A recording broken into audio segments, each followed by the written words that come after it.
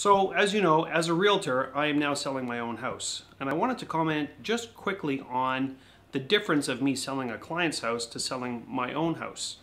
As real estate agents, you know, we certainly know the mechanics of how a house gets sold. We know what needs to be done, we know how to price, we know how to market, etc., or at least we think we do.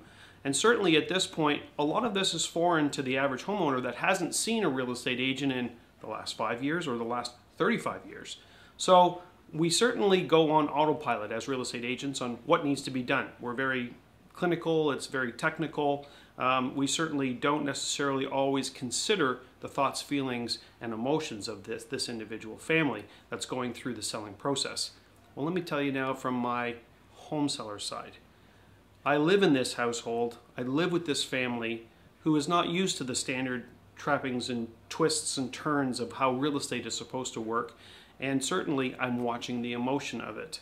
I'm seeing how it affects my son, how it affects my daughter, and most importantly how it affects my wife, who's trying to keep the whole family unit together.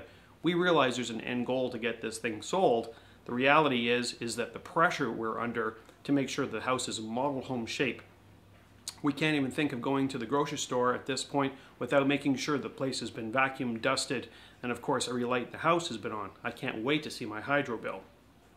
Because we realize that our best foot forward is always the way the house looks in its finest condition. And that, to manage, is almost an impossibility. We're trying, but it is trying, to make sure at this point that we have something to offer the public that they'll want to buy. I can tell you now that I think a real estate agent should sell their house each year just to be able to stand and walk a mile in their client's shoes. This is a tough process. It's an arduous process. Yeah, selling sucks. I can be honest with you and tell you that. Because it is an emotional time, monetarily based.